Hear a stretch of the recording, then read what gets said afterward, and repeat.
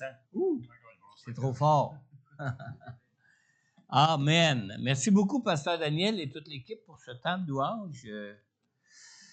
Ouh, c'était bon.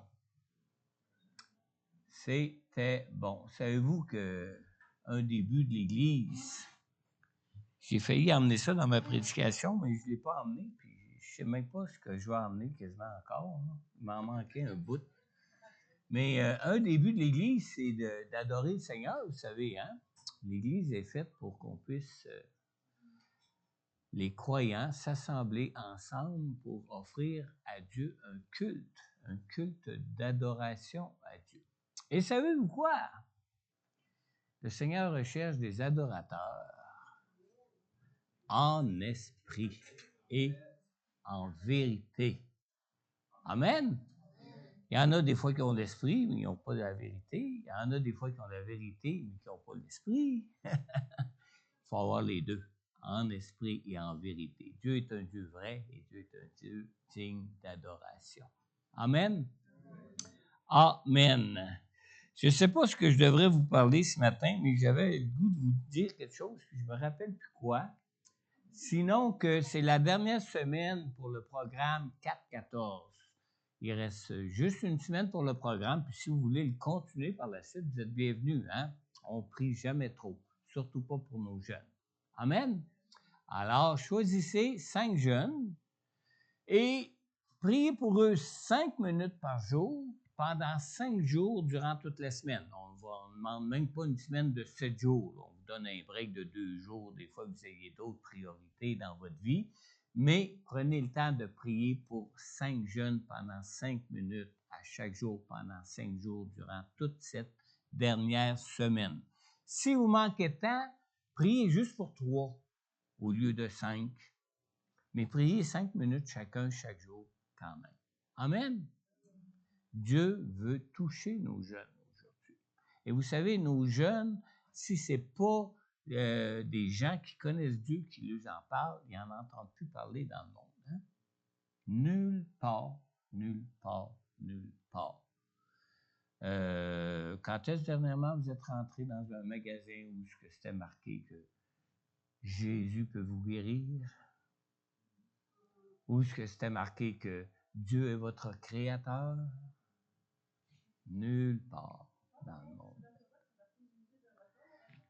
C'est qui a écrit ça? C'est des chrétiens.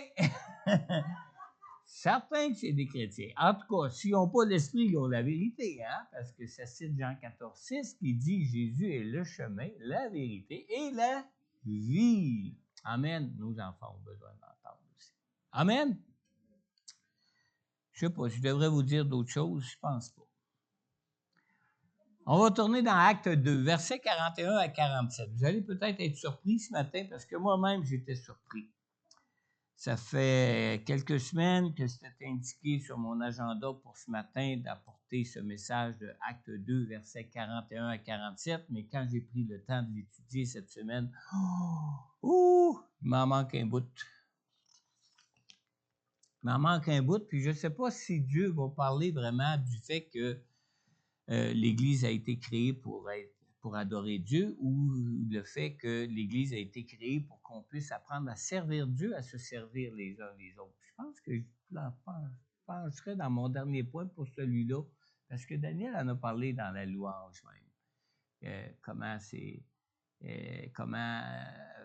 Par la prière de Saint François, entre autres, hein? Comment est-ce que nos relations les uns envers les autres sont importantes. Parce que vous savez que la parole de Dieu nous dit que celui qui n'aime pas son frère et qui dit qu'il aime Dieu est un menteur. Parce que celui qui dit qu'il n'aime pas son frère, il peut pas aimer Dieu s'il n'aime pas son frère. Amen. À travers l'Église, on apprend à se servir les uns les autres. C'est peut-être là-dedans que Dieu va me conduire, mais c'est à la fin de la prédication. On va commencer par Acte 2 dans le verset 41 à 47. Ce matin, j'ai ma vieille Bible, pas parce que l'autre est plus bonne, là, c'est parce que je l'ai fait relier, puis je ne l'aurai pas pour au moins une semaine, peut-être 2. J'ai ma Bible de seconde édition 75, ce qui va peut-être avoir des petits différents dans l'habitude, mais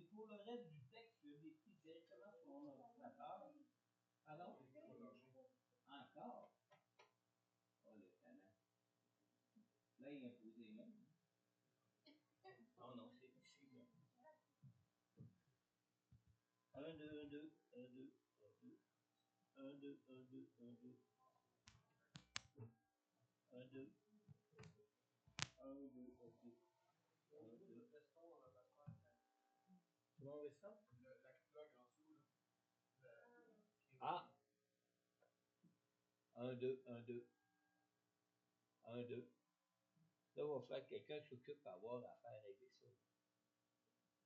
1, 2, 1, 2. 1, 2, 1, 2. Ça marche pas. Regardez.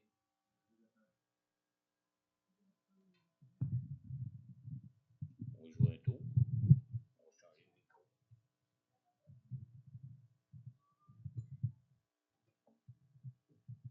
1, 2. J'aime pas tenir un micro, là. Je me sens pas libre avec un micro, mais ça fallait. Acte 2. Je parlais de ma vieille Bible, là.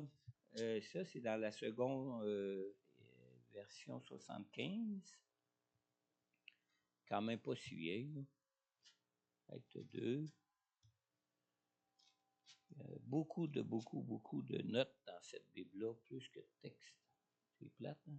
OK. Acte 2. À partir du verset 41, on lit ici: ceux qui acceptèrent sa parole furent baptisés.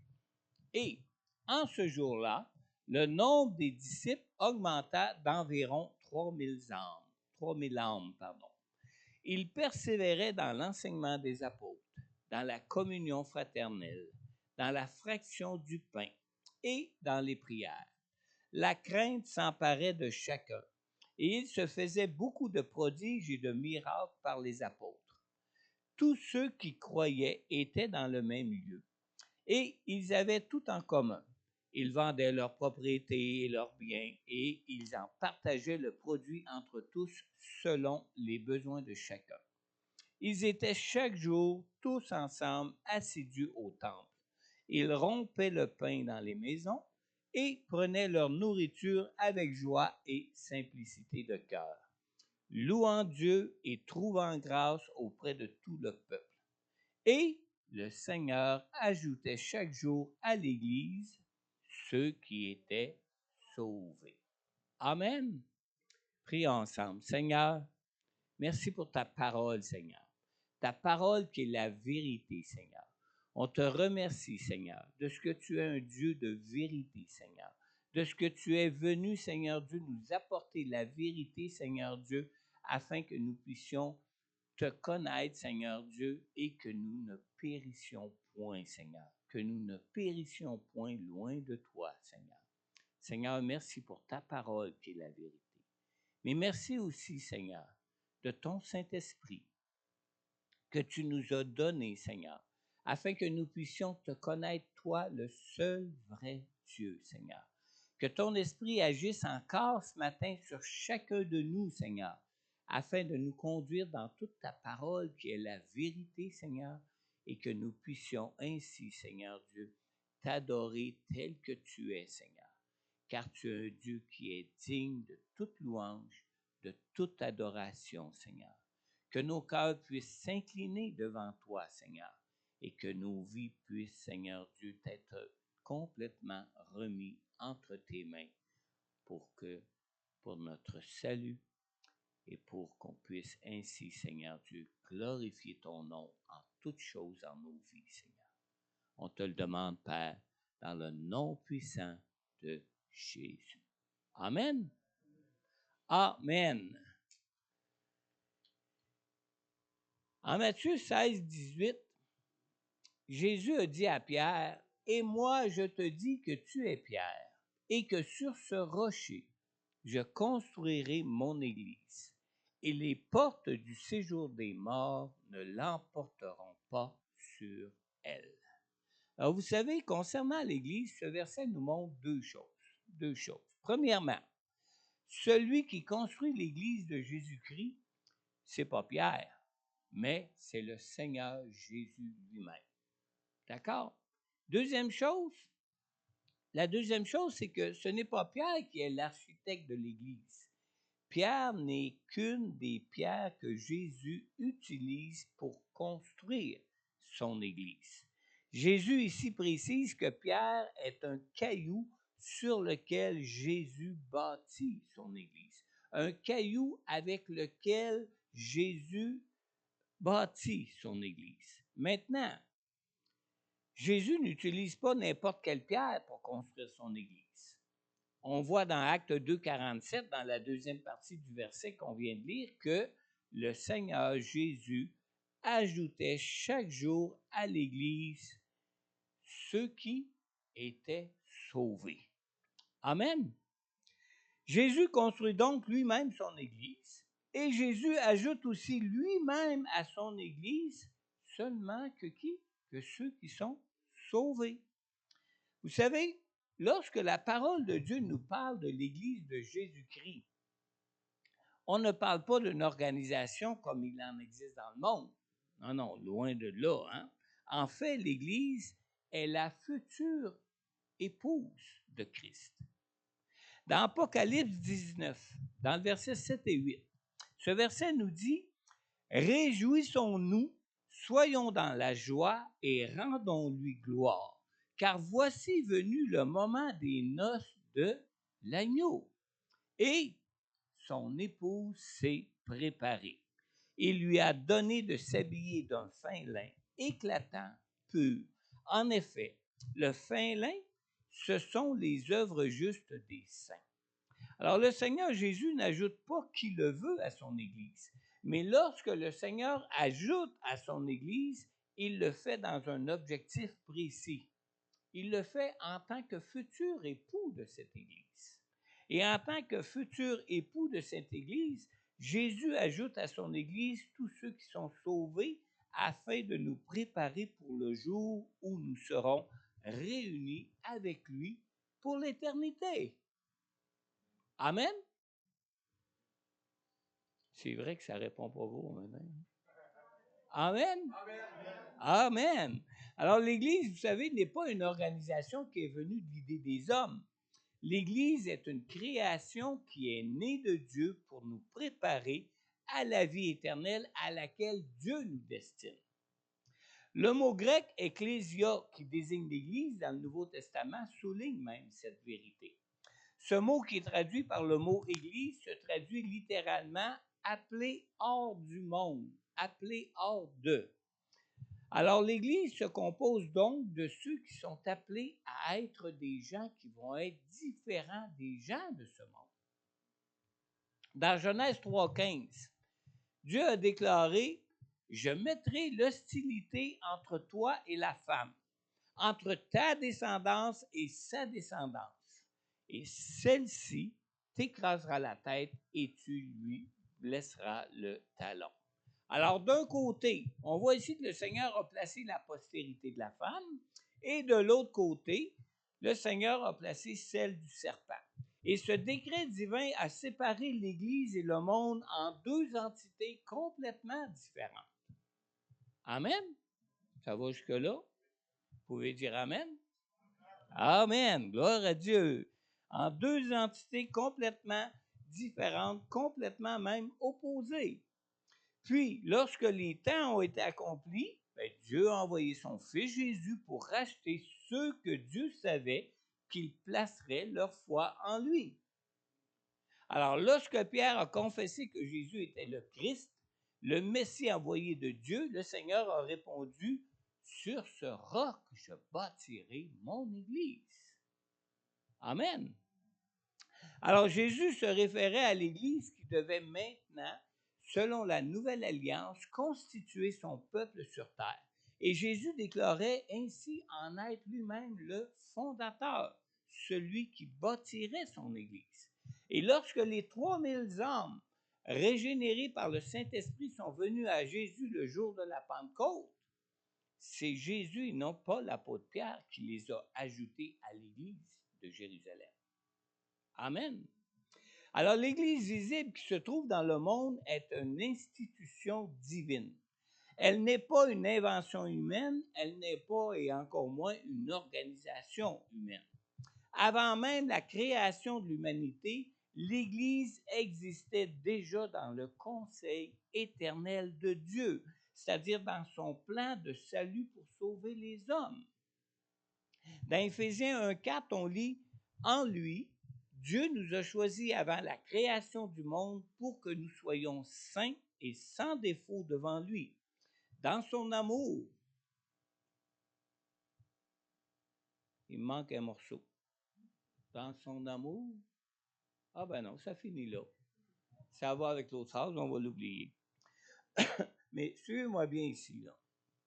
Quand on lit ici, en lui, Dieu nous a choisis avant la création du monde pour que nous soyons saints et sans défaut devant lui, ça ne signifie pas que Dieu ait déterminé à l'avance ceux qui devaient être sauvés, comme certains le croient.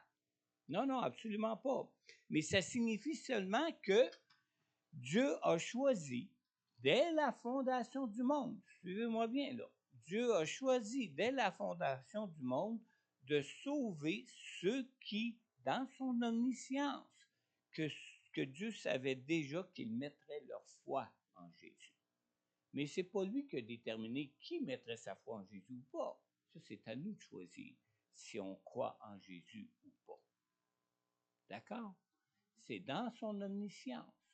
Et comme c'est dans son omniscience que dès la fondation du monde, il avait déjà créé dans son esprit l'Église comme plan de salut pour les hommes. Amen. L'Église que Jésus a commencé à construire le jour de la Pentecôte à Jérusalem et l'Église qu'il continue de construire encore aujourd'hui existait déjà dans le conseil éternel de Dieu avant même la création du monde. Amen. Alors, bien que l'Église existait déjà depuis la fondation du monde dans le plan éternel de Dieu, Jésus en est le seul fondateur. Dans Matthieu 16, 18, comme on l'a lu tantôt, Jésus a dit à Pierre, « Et moi, je te dis, je construirai mon Église, et les portes du séjour des morts ne l'emporteront pas sur elle. » Maintenant, pourquoi Jésus en est-il le seul fondateur? Bien, la raison en est simple, hein? Jésus est le Sauveur et l'Église est composée que de gens qui sont sauvés par lui. Alors, c'est pour ça que lui-même en est le créateur, le fondateur, parce que c'est lui qui en est le Sauveur. Et l'Église, quant à elle, n'appartient pas à ce monde. Elle appartient à la sphère surnaturelle de toute la création de Dieu. L'Église n'admet en son sein que ceux qui sont nés d'en haut, ceux qui ont par une foi véritable en Jésus et qui ont reçu Jésus comme Sauveur et Seigneur de leur vie. Alors, seuls les vrais chrétiens en sont des membres vivants. Les non régénérés, aussi nombreux peuvent-ils être même dans l'Église, ne sont pas l'Église. Amen. L'Église est sainte et ses membres sont saints. Ils sont mis à part pour Dieu, même s'ils sont encore dans ce monde. Maintenant, Jésus n'ajoute à son Église que des gens qui sont régénérés par le Saint-Esprit et qui sont transformés par lui. Écoutez bien ceci, là. Dans Acte 2, dans le verset 44 et 47, on a lu tantôt. On ne l'aura pas tout au complet ici, là, mais peut-être en partie. Oui, on a un résumé. Mais écoutez plutôt les versets au complet d'abord, avant de les lire là. Alors, tous ceux qui croyaient étaient ensemble et ils avaient tout en commun. Ils vendaient leurs propriétés et leurs biens et ils en partageaient le produit entre tous en fonction des besoins. Chaque jour, avec persévérance, ils se retrouvaient d'un commun accord au temple. Ils rompaient le pain dans les maisons et ils prenaient leur nourriture avec joie et simplicité de cœur. Ils louaient Dieu et avaient la faveur de tout le peuple. Un commentateur biblique, il se nomme Charles Roche-Dieu, a écrit dans son commentaire qui s'intitule « Les trésors du Nouveau Testament ». Il dit ceci sur les versets 44 et 45 qu'on vient de lire. Il dit que, vu d'en haut, à la lumière de l'éternité, les biens de la terre perdent leur prestige. Ce n'est pas ici l'abolition de la propriété, mais c'est la suppression de l'égoïsme et de la cupidité. Amen! Je trouvais ça merveilleux, moi, comme commentaire. Alors, lorsque nous sommes régénérés par le Saint-Esprit, tout n'est rien à qui Dieu est tout. Vrai? Amen. Tout n'est rien à qui Dieu est tout. C'est encore Roche-Dieu qui a dit ça sur l'histoire d'Ananias et de Saphira qu'on retrouve dans Acte 4.32. Si vous avez le temps de lire ça chez vous cet après-midi ou cette semaine, chez vous à la maison, Acte 4, verset 32, et l'histoire comme telle dans Acte 5, verset 1 à 11. Maintenant, lorsque des croyants obéissent au Saint-Esprit, les centres d'intérêt de chacun changent dans leur vie. C'est ce qu'on peut voir à travers les versets 42 et 47 qu'on a lus, plutôt même plus précisément 44 à 47. Alors, vous savez, voir la gloire de Dieu qui nous est offerte en Jésus et conduire nos vies selon cette gloire qui nous est révélée ne se fait pas sans lutte ni sans combat, vous savez. Dans Acte 2, 42, nous dit qu'il persévérait dans l'enseignement des apôtres, dans la communion fraternelle, dans la fraction du pain et dans les prières. Et quand on lit qu'il persévérait, on oublie souvent et surtout, on oublie que lorsqu'on a pu faire des expériences de la puissance surnaturelle de Dieu dans nos vies, de Dieu qui guérit, qui délivre, on oublie que marcher avec Dieu dans nos vies n'est pas une chose naturelle. Ça demande des efforts. Amen. Autant ces gens-là avaient pu avoir un cœur changé, ils devaient persévérer. Ils persévéraient dans l'enseignement des apôtres. Ils persévéraient dans la communion fraternelle. Ils persévéraient dans la fraction du pain. Ils persévéraient dans la prière. Pourquoi? Parce que ce n'est pas naturel pour nous de marcher avec Dieu dans nos vies. C'est une chose qu'on doit apprendre à marcher avec Dieu dans nos vies. Lorsqu'on lit ici dans le verset 42 que les nouveaux croyants que Jésus ajoutait à son Église persévéraient, on est porté à ne pas s'arrêter sur ce mot en disant « Hey, ils étaient bénis, eux autres, ils avaient connu la Pentecôte, la vraie première Pentecôte, puis ils avaient tout mis en commun, le cœur était changé, etc. Ils suivaient l'enseignement des apôtres, et ils allaient dans les prières en commun. » Non, ils persévéraient dans ces choses-là. Parce que même pour eux, même avec l'onction de l'Esprit de Dieu dans nos vies, ce n'est pas naturel pour nous de marcher avec Dieu par le Saint-Esprit dans nos vies. Ce n'est pas quelque chose de naturel. Beaucoup de croyants prétendent faussement qu'ils doivent avoir le goût, qu'ils doivent avoir au moins un certain désir et même qu'ils doivent se sentir être poussés pour participer à l'Église. Non, ce n'est pas le cas. Ça demande une persévérance. C'est drôle qu'on ait chanté, qu'on ait commencé avec les louanges. Voici le jour que Dieu a créé. Parce que quand j'écrivais mes notes, j'ai écrit ici que je me souvenais d'avoir déjà entendu Pasteur Claude Hood. Tout le monde connaît Pasteur Claude Hood de l'Église Nouvelle Vie à Longueuil, qui a des satellites un peu partout au Québec. Pasteur Claude Hood, je me souviens de l'avoir entendu dire combien certains croyants prétendaient que c'était facile la vie de pasteur. Parce que nous avons l'onction. Hein? Quand on a l'esprit, c'est facile. C'est l'esprit qui nous conduit, c'est l'esprit qui nous porte. On peut même se faire enlever par le Saint-Esprit pour être emmené quelque part, comme l'évangéliste qui avait été appelé sur la route,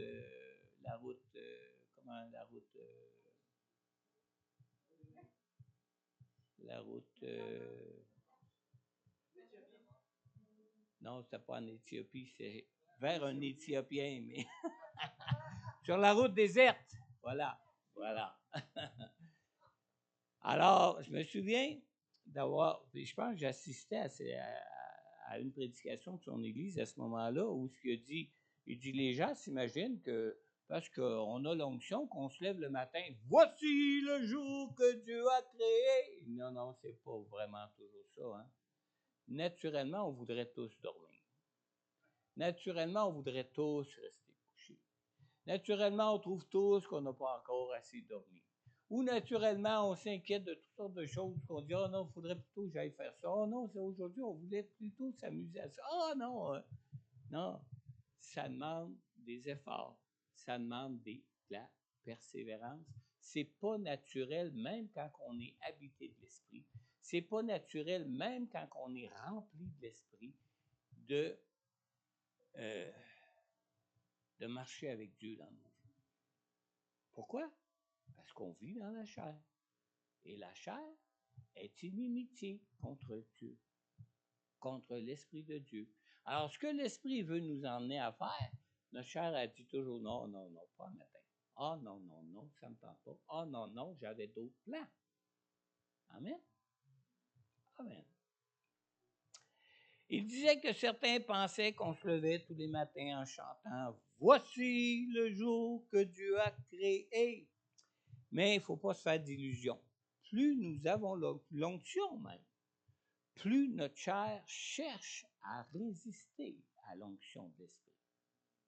Puis je peux vous le dire, même pour ceux qui déjà peut-être ont exercé des dons spirituels, quand l'Esprit vous amène quelque chose à dire, une prophétie, une parole de connaissance, une parole de sagesse, on est tout content qu'on le dit. Non, non, il y a tout un combat qui se passe en nous. Tout un combat où que, hey, ça vient-tu de Dieu? Tout à coup que ça ne vient pas de Dieu. Puis, je ne veux pas me tromper. Puis, la chair, elle ne veut pas. Elle ne veut pas. C'est là où que l'Esprit doit même pousser pour qu'on y arrive. Amen.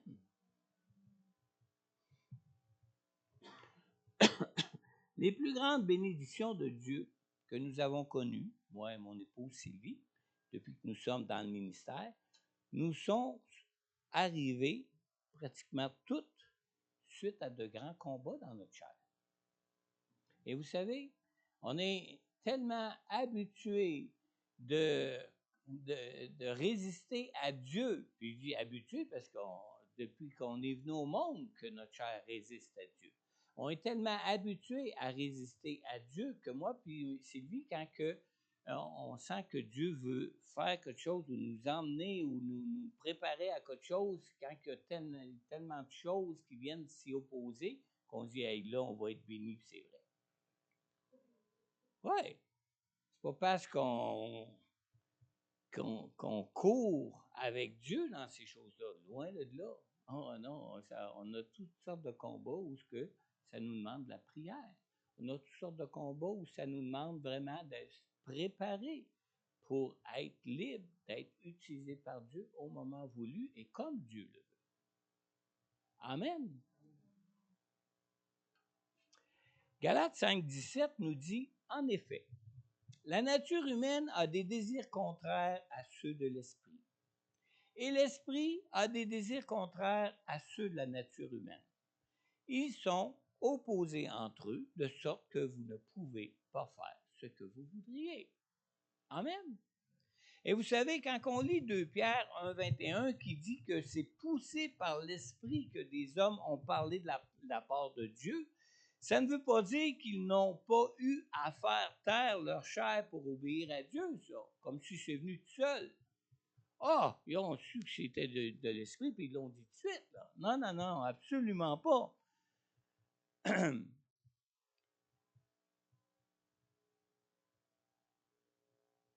Le Seigneur, vous savez, a même une petite question pour vous ce matin. Oui, je l'ai entendu. Je l'ai entendu clairement. Pourquoi que c'était clair? Puis je suis sûr que ça vient du Seigneur. Parce que je l'ai entendu me le dire par l'Esprit en lisant sa parole.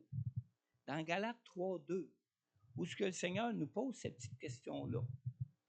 Il nous dit, voici seulement ce que je veux apprendre de vous. Est-ce en pratiquant les œuvres de la loi que vous avez reçu l'Esprit ou en écoutant l'Évangile avec foi.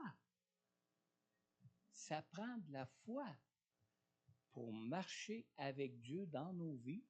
Et quand on marche par la foi, si vous marchez par la foi, dans la foi en n'importe quoi ou dans la foi en n'importe qui, vous savez tout ce que ça implique des combats. Parce que la foi, c'est quoi? La foi, c'est les choses qu'on ne voit pas encore. Fait qu'on se dit, c'est-tu la bonne chose?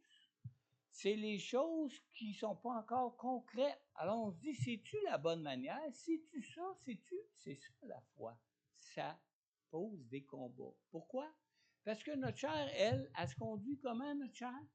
Elle se conduit juste sur des sentiments. Oh, I feel good. Puis elle s'en va par là.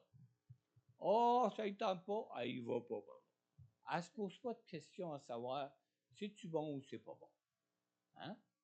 Mais quand on marche par la foi avec Dieu, c'est plus le sentiment que ça, on va avoir du fun à faire ça. Non, non, non, non. C'est plutôt que Dieu nous demande une chose qu'on sait d'avance que ça va être contraire à ce que ma foi veut faire, à ce que la chair veut faire. Amen. Merci de me reprendre. Amen. Marcher par l'Esprit de Dieu pour être conduit dans la nouvelle vie que Dieu veut pour nous, ça exige de la foi. Et même la foi, ça exige la persévérance dans la foi. Acte 2, 42, on a lu, il persévérait dans l'enseignement des apôtres, il persévérait dans la communion fraternelle, il persévérait dans la fraction du pain, il persévérait dans les prières. Alors, des 4 activités de l'Église qui sont mentionnées ici, y en a-t-il une qui ne soit pas vraiment importante? Elles sont toutes autant importantes. Comment se fait-il que c'est si difficile d'avoir des gens à la prière, d'avoir des gens qui assistent aux enseignements, d'avoir des gens qui participent à toutes ces activités de l'Église? Comment se fait-il que c'est si difficile? L'importance qu'on leur accorde à ces 4 activités-là de l'Église dans nos vies sont toujours en fonction de ce qu'on place en priorité dans nos propres vies. Le problème est que sans qu'on s'en rende compte réellement, à cause de notre chair qui est toujours une inimitié contre Dieu, nos priorités dans nos vies répondent bien plus souvent aux préoccupations de nos vies plutôt qu'à la direction de l'esprit. De là vient le problème. Dans Luc 8, 14, dans la parabole du semeur, on lit ici, « Ce qui est tombé parmi les ronces, ce sont ceux qui ont entendu la parole. Mais en cours de route, ils la laissent étouffer par les préoccupations, les richesses et les plaisirs de la vie, et ils ne parviennent pas à maturité. » Oh, c'est triste, hein? La fin surtout, hein? Ils ne parviennent pas à maturité. Alors, lorsque nos préoccupations, nos richesses, nos plaisirs de la vie deviennent plus importants pour nous que le plan de Dieu pour nous, ben, l'Église perd la place qu'elle devrait avoir dans nos vies. C'est aussi simple que ça. Amen. L'Église que le Seigneur Jésus bâtit vise à répondre à au moins un objectif qui est essentiel pour nos vies. Et ce principal objectif est de faire de nous des enfants de Dieu. Et faire de nous des enfants de Dieu, ça veut dire qu'on va être des enfants dans ce monde qui va être différent des enfants de ce monde. Amen. Alors, le nom même que le Saint-Esprit a donné à l'Église indique sa séparation avec le monde. Hein? Comment est-ce que l'Église s'appelle dans le mot grec, dans le Nouveau Testament? Ecclésia. Ecclésia, qui est le mot grec qui veut dire quoi? Hors du monde, séparé du monde. Alors, le mot même qu'on traduit par le mot Église, le mot même qui a été choisi par Dieu pour appeler le groupe de personnes que nous formons de sauver en Jésus, c'est le mot des enfants de Dieu séparés du monde. Amen.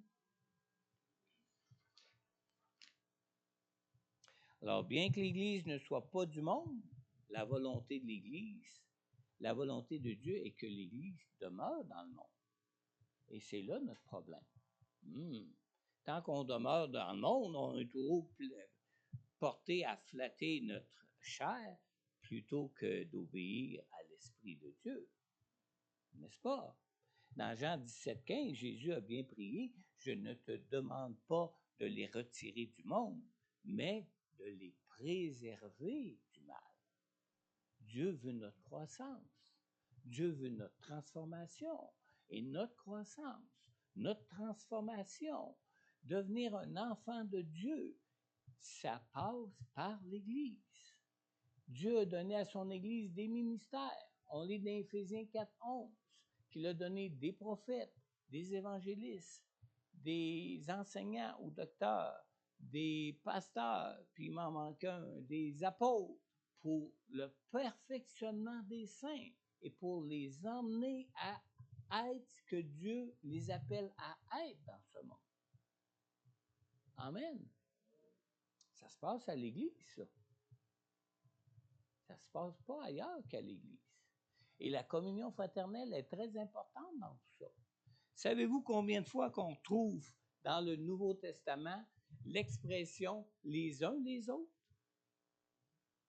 Je n'ai pas le nombre, mais c'est plus d'une trentaine ou quarantaine de fois. Et ça se passe où? Ça se passe dans l'Église. Quand on vient à l'Église, on apprend à se servir les uns les autres tout en apprenant à servir Dieu. On vient pour servir les autres comme on vient pour servir Dieu. Et ça se passe dans l'Église. Et c'est quand on vit ensemble les uns les autres qu'on peut expérimenter nos faiblesses pour les remettre à Dieu, qu'on peut expérimenter nos forces pour se mettre au service des autres. Amen. Amen. C'est pas en restant chez nous comme une patate divan. En anglais, on dit potato coat. Comment on dit en anglais déjà? Couch potato. Que on va devenir enfant de Dieu. Tu dis, je suis trop fatigué à soir. Oui, c'est normal. Même si tu ne serais pas fatigué, ta chair dirait, j'ai bien trop le fun d'aller faire ça plutôt à soir. C'est normal aussi. On vit dans le monde. Mais Dieu nous appelle à être en dehors de ce monde-là. Amen. Se séparer du monde, c'est d'adorer Dieu qui a créé ce monde et non pas ce monde, ce que ce monde nous offre et ce que ce monde contient. C'est ça, adorer Dieu. Amen. Hébreux 10, 25 nous dit, « N'abandonnons pas notre assemblée, comme certains en ont l'habitude, mais encourageons-nous mutuellement. » Où est-ce qu'on peut être encouragé mutuellement à aller à l'Église? À l'Église. Comment penses-tu que le gars du garage ou le gars du dépanneur ou bien non, le gars que tu rencontres dans la rue va t'encourager à aller à l'Église? Non, il ne connaît pas Dieu.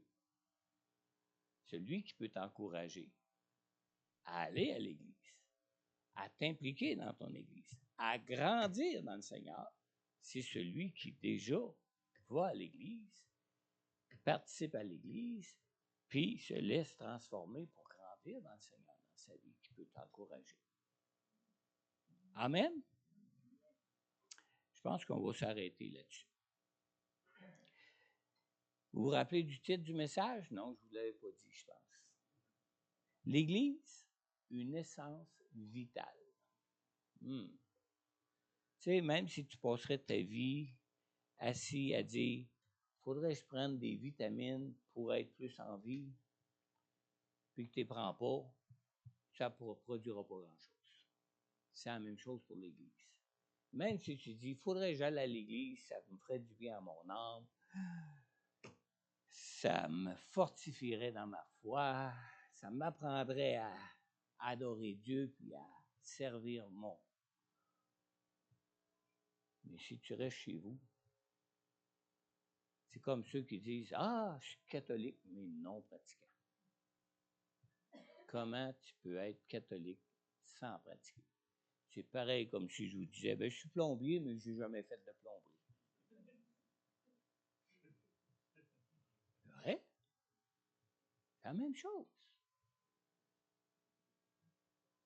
Vous savez que Dieu vous aime? C'est pas pour rien qu'il a créé l'Église.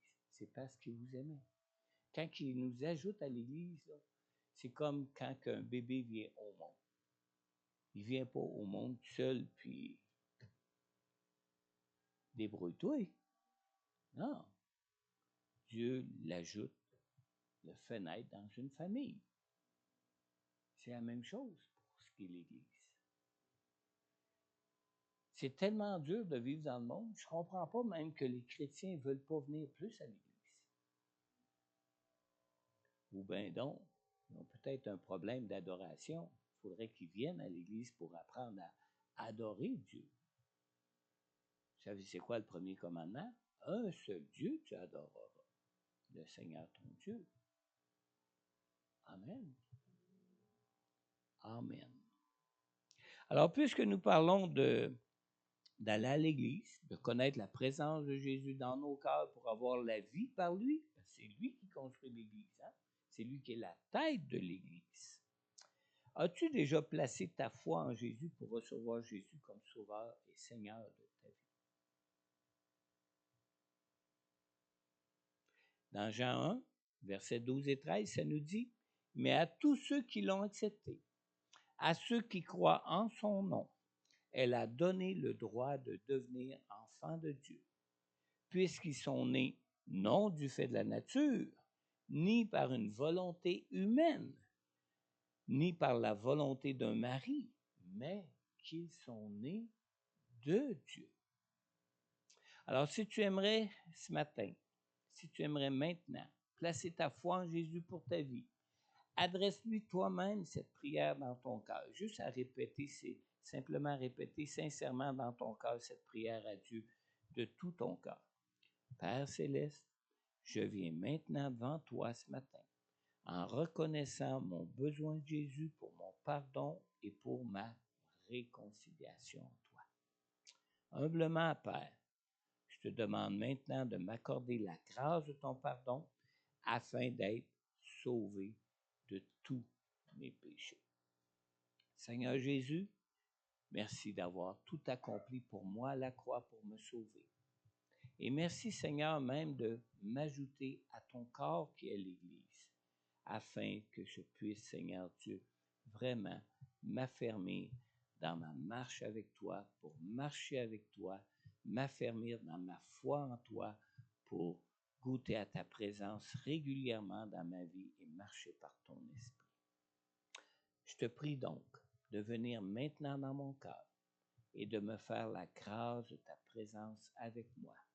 Viens Seigneur Jésus, viens me régénérer par ton Saint-Esprit et apprends-moi à me laisser conduire maintenant par toi. Alors, si tu écoutes présentement ce message en ligne, que tu as adressé cette prière à Dieu pour recevoir Jésus dans ton cœur pour la toute première fois de ta vie ce matin, n'hésite pas à prendre contact avec moi. En retour, je pourrai aussi prier pour toi, pour que tu sois conduit dans toutes les grâces que Dieu veut pour toi maintenant pour ta vie. Aussi, peut-être que tu es de ceux qui ont déjà fait cette prière auparavant dans leur vie, mais que peut-être que ce matin, tu réalises l'importance de persévérer. Persévérer dans ta participation à l'Église qui est le corps de Christ dans ce monde. Acte 2, 47 qu'on a lu, on a lu que Jésus ajoutait chaque jour à l'Église ceux qui étaient sauvés.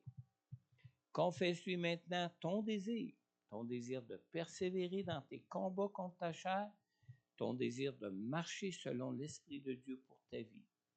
Abandonne-toi à lui et tu connaîtras pleinement sa présence avec toi dans ta vie et tu verras vraiment la main de Dieu pour te conduire et te diriger en toutes choses dans ta vie. Dieu est le Dieu de grâce qui vient pour te sauver. Dieu est le Dieu de grâce, le Dieu victorieux qui vient pour te rendre même victorieux, victorieux même sur ta chair, victorieux même sur ce monde, victorieux même pour avoir la victoire sur tout ce qui peut te tenir captif dans ta vie. Amen.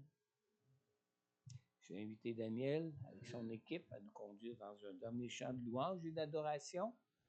Si les gens voudraient s'avancer ce matin pour qu'on puisse prier ensemble, hein, persévérons dans la prière. Je veux vraiment prier avec vous selon tous vos besoins, qu'on puisse les adresser à Dieu. Et Dieu qui est fidèle répond à toutes nos prières. Amen. Dieu vous bénisse.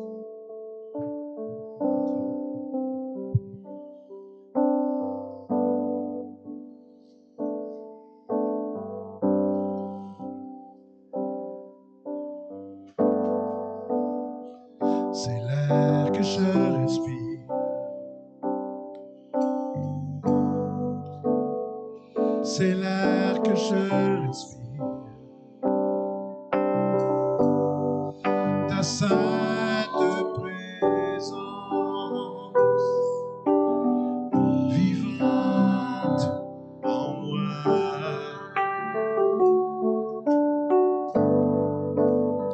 C'est mon pain quotidien.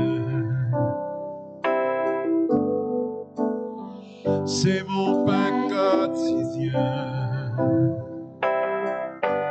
Ta sainte parole vivante en moi. Encore, c'est l'air. C'est l'air que je respire. C'est l'air que je respire. Ta sainte présence vivante en moi.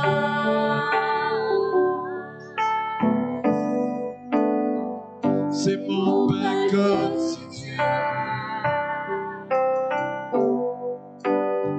C'est mon pain quotidien. Ta sainte parole vivante en moi. Et je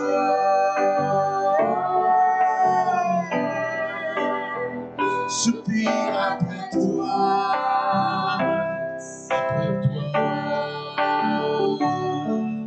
Et je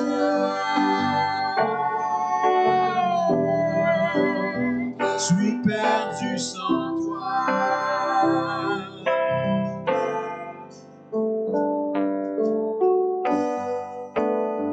C'est l'air que je respire. C'est l'air que je respire. Ta sainte présence vivante en moi.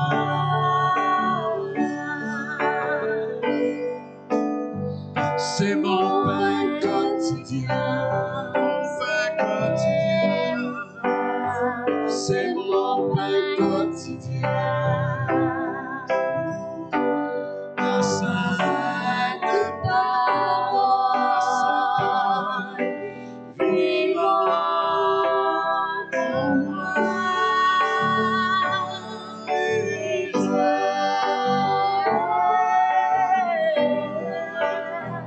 soupire après toi.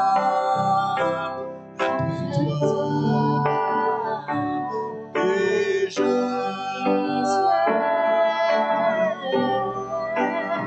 suis perdu sans toi, perdu sans toi. Et je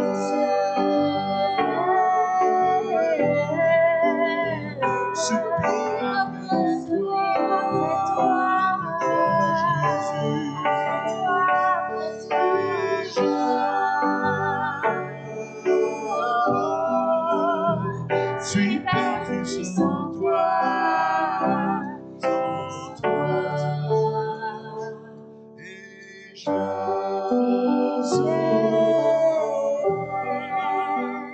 soupire après toi.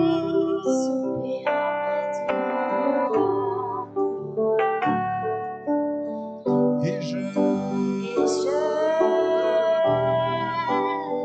suis perdu sans toi.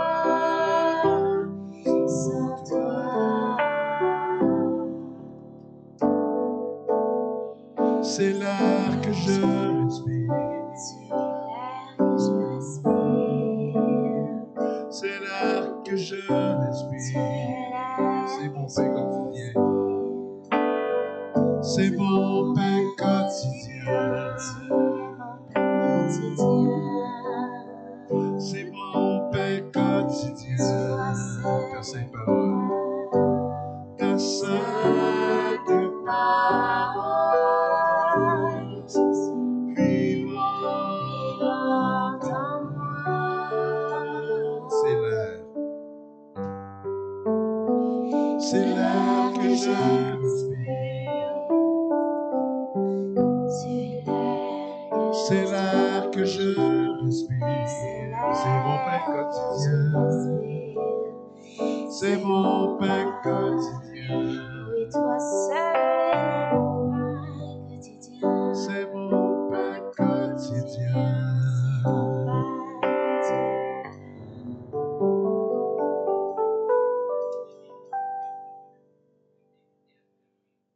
Bien sûr.